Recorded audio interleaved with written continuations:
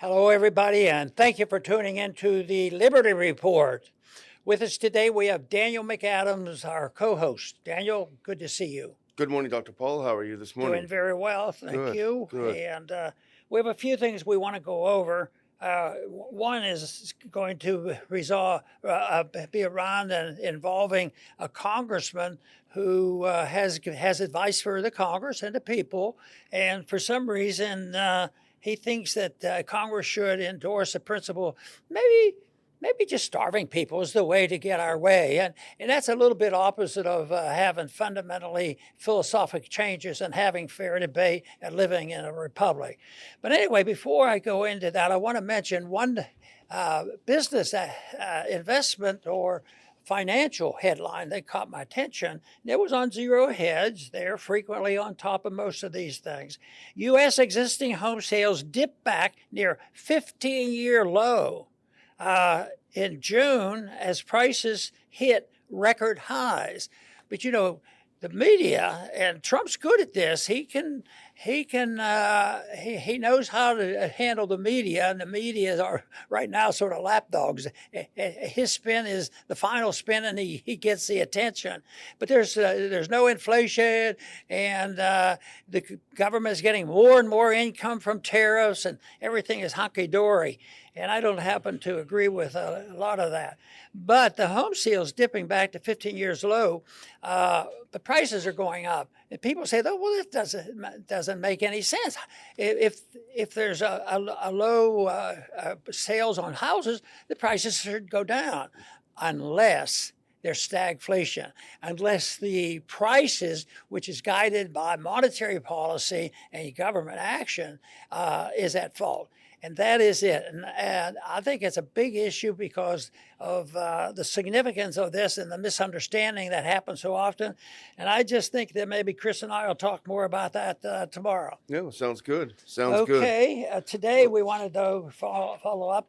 And quite frankly, I didn't investigate a new member of Congress in April this year. But he's in the news. He's been in the news. I should have known his politics. Trump endorsed him, and everything seems to be okay. But there is a congressman now that is astounding. That his position is that, and they're his words. Well, if we have a problem with the Palestinians and they won't do what we tell them, and they won't follow the demands of the United States and Israel, just let them starve. Well, I can't think of anything sort of more atrocious. That is what has happened throughout all history. People use that, and our government's been involved before, and governments are doing this, but never so bluntly. I mean, the statement is this is a principle, and to me, that's like challenging, all the basic religious principles of all the religious factors, and that is. That we're not supposed to treat people like that. It has nothing to do with justice. It has to deal with how did the one group enhance their power over the other, and the enemy is the people who disagree with them. And yes, there's violence, but to say, well, they're not a people, and we should starve them, and maybe that will solve our problem. But from my point of view, I think it's going to make things a lot worse, this type of stuff. And it's, like I said, it's existed before. It exists in other parts of the world. We've been involved before. But I don't know whether it's been so blunt as to say, let them starve, who cares? Well, maybe a few people do. Hopefully they let their message be heard. You know, there are times you try not to generalize about individuals, but there are times, I believe, where you can extrapolate the character of an organization through the actions of a few individuals. Right. And so our purpose here today is not necessarily to single out a person for saying something atrocious. That person has to be a member of the United States House of Representatives. And that's a body that, even though both of us criticize, we still hold in high regard, because you spent more time there than I did working for you, but we both spent a lot of our lives working there. And so it is a shame, and it's sort of heart-wrenching to see how it's descended even further into the mire since we've left. But the person in question, his name is Randy Fine, and he's been controversial before. He's very, very aggressive and bold. Now, he took, as you pointed out, Mike Waltz's seat when Waltz went to be national security advisor for a couple of weeks.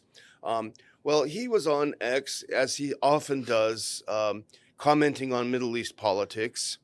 And there was a news report coming out that 15 people have died of hunger, including 4 children in Gaza. And this is what he posted on X. If you can put that first clip up. This is his reaction to children dying of hunger. He said, "Release the hostages. Until then, starve away." And then he said, "This is all a lie anyway. It amazes me that the media continues to regurgitate Muslim terror propaganda." So the idea that people are starving in Gaza, he says, is a lie. But even if they're not starving, they should starve anyway, because their rulers, the people who are in charge politically or have been in the past, are doing things that he doesn't like. Now imagine if that standard were applied to the United States when the U.S. government makes war against a foreign country, and the rest of us who are opposed to that war, well, we should suffer the same fate. It wouldn't ring true for them.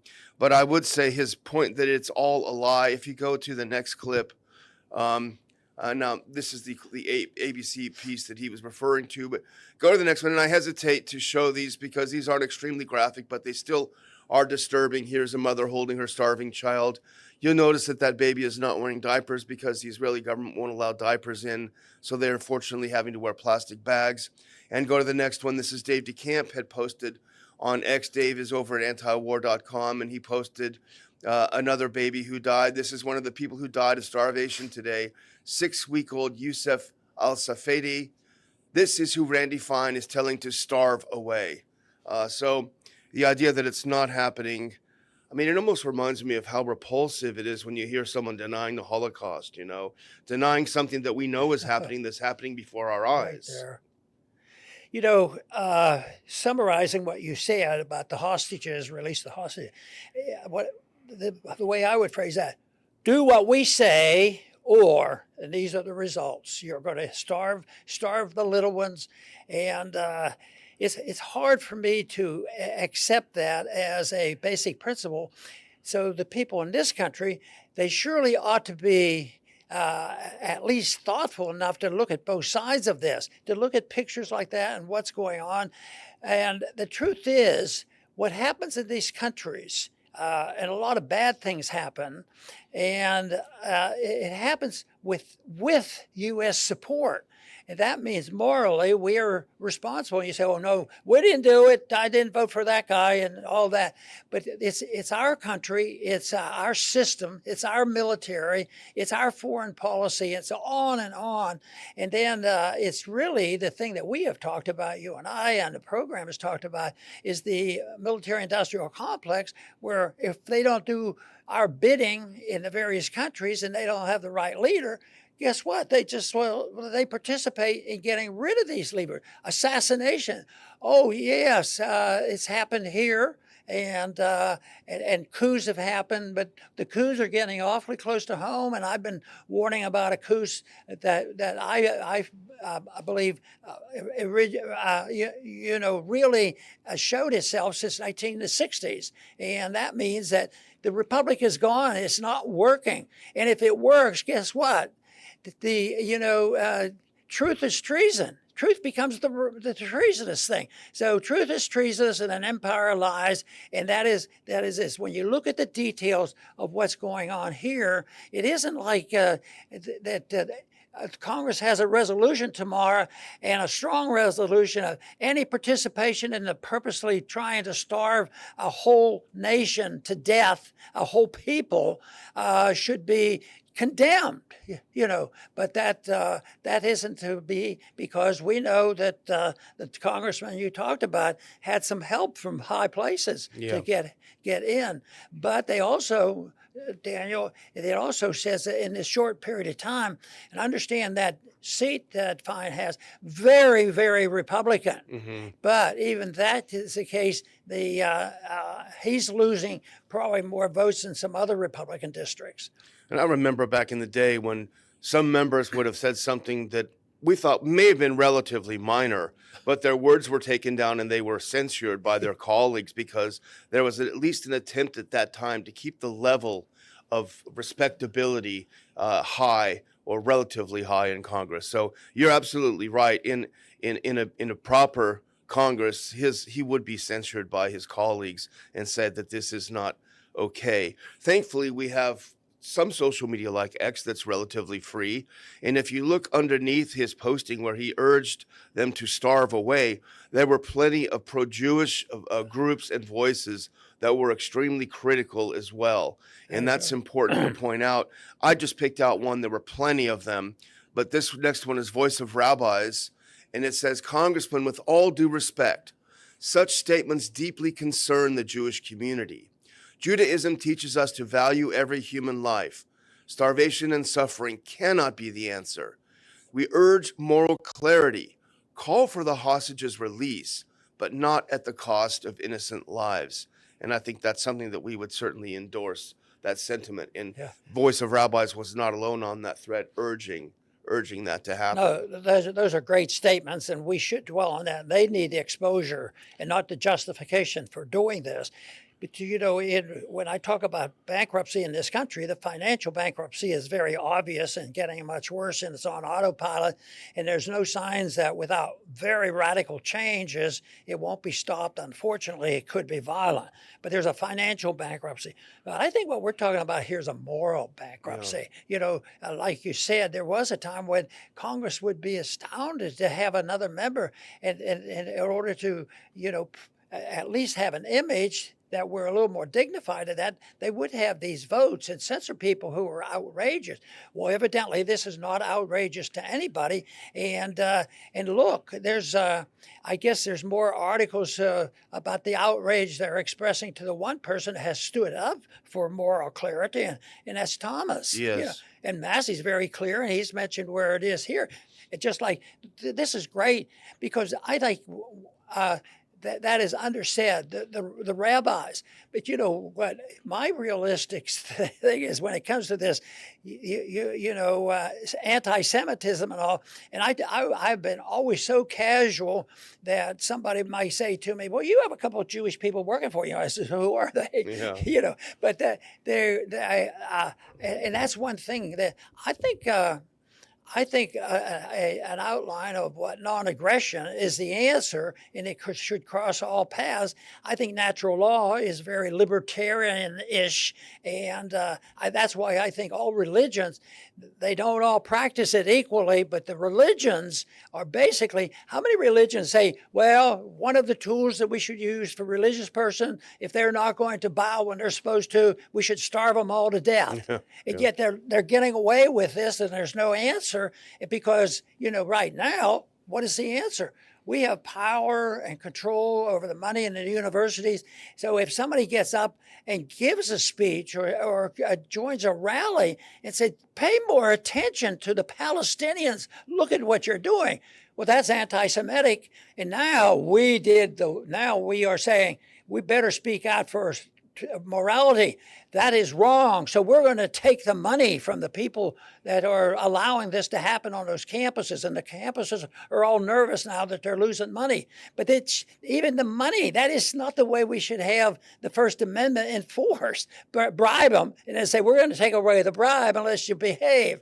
We should make sure that people understand that the First Amendment doesn't require that, because when it comes to our government bribing and interfering, and what colleges can do is they shouldn't be allowed to. All these billions of dollars. That's one good thing that's happening, I think, under the Trump administration, is some of this stuff is being exposed. How many colleges get a lot of money, and they're all financed by very wealthy people along with the government.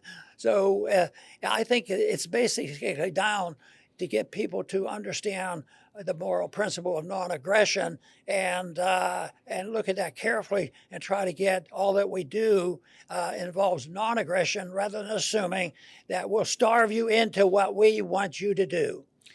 Yeah, and if Congressman finds peers aren't up to the task of standing up for decency, at least we do have, in this age of independent journalism, we have journalists who are not afraid to do that anymore. You certainly won't see it really in the mainstream media. But I just found a clip. I had watched it a while ago. This is not something that's brand new. It's a couple weeks old. But our good friend Max Blumenthal confronted Congressman Randy Fine with a couple of tough questions, which is what journalists are supposed to do. That's that first clip. We can grab our earpieces and listen to, you might want to grab your earpiece, Dr. Paul, and listen to Max Blumenthal of the Gray Zone confront Randy Fine. Representative Fine, Max Blumenthal from the Gray Zone. You've been Max Blumenthal from the Gray Zone. You've been a big supporter of killing civilians in Gaza.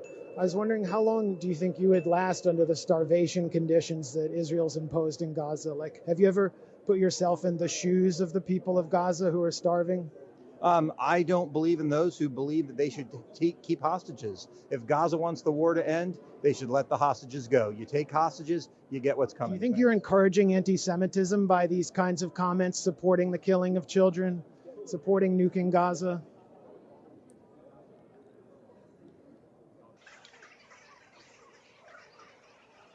Over here in this corner. Sir, he has another interview right now. Why? I mean, why can't he do an adversarial interview? He can do an I thought you were the Hebrew hammer. You seem more like the Hebrew scammer. I thought you were the Hebrew hammer. You seem more like the Hebrew scammer. That was great. And I will also just remind our viewers that Max will be with us at our conference on August 16th. Max and his wife, Anya Parampil, will be with us. So you get to see Max in person. Incredibly brave journalist, and all around super smart, super great guy. But he did confront him, and Randy Fine didn't take it well. You'll notice they put a couple of other of his posts up, Randy Fine's posts, and one of them was also particularly offensive. It said, "Kill them all," is one of the things he said. So it seems it's unseemly to have a member, and he's certainly by no means alone, a member in the House that really is calling for the murder of civilians, regardless of what country they inhabit.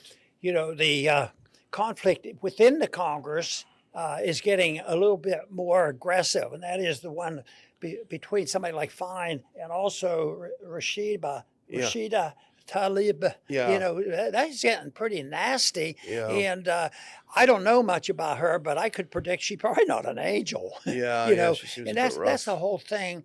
It brings the worst out in people rather than the best. And I just think that that the principle of natural law still exists. It's been there since the beginning of time, but it has its ups and downs.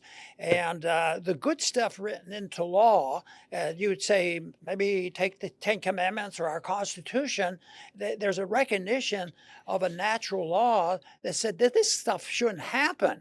I mean, the callousness of that's what bugs me the most. Yeah. I mean, and then when I have to think about what our own country has done, that is so disturbing. And yet, you know, the result, you know, we're talking about the members of Congress' responsibility, but I spent a few years there. I think somebody told me it could have been 23 years, but I never feel like I came out hating the other congressmen. Yeah. Because my approach was different. I didn't expect that if I shouted at them or something and got into these fights, it would change anything. But that to me. So individuals themselves didn't do that to me either, except when you run into what we're talking about today. That's why I think this removal of the moral the moral principles has become worse, and I think that's bad news for the country unless that's dealt with.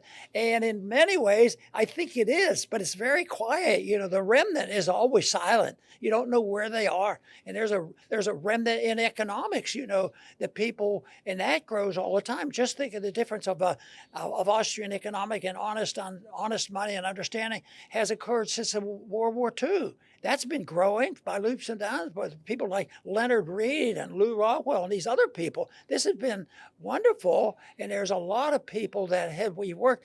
But then these guys, you know, get the attention, and maybe that's good. Maybe I always say, what's the good part? It's going to wake some people up.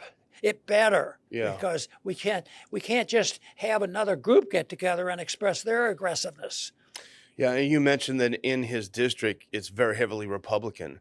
So my guess would be that plenty of self-professed pro-life Christians must have voted for him. As a pro-life Christian myself, I find it very offensive to vote for someone who would say kill them all. That's certainly, I don't recall that part in the Bible in the New Testament where Jesus said kill them all. But anyway, the other thing about it, and we touched on it a little bit, is this idea that it's all fake. It's not happening. And as I said earlier, it's as disgusting as someone who denies the Holocaust, and we're seeing this in real time. And I had a couple of clips just to underscore this idea that him denying what's happening is particularly distasteful. Now, the next clip is from The Cradle, which is a online magazine that covers the Middle East. And The Cradle is quoting a U.S. doctor who's working in Gaza. U.S. doctor Noor Sharif from the Al-Shifa hospital in Gaza shares what she said to Al Jazeera.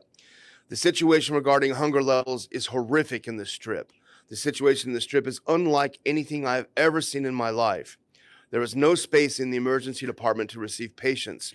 We are treating them on the ground. Doctors are working long hours beyond what they are supposed to. Sometimes doctors do not get food, but they continue doing their work. We are seeing people who haven't eaten for several days collapsing from hunger.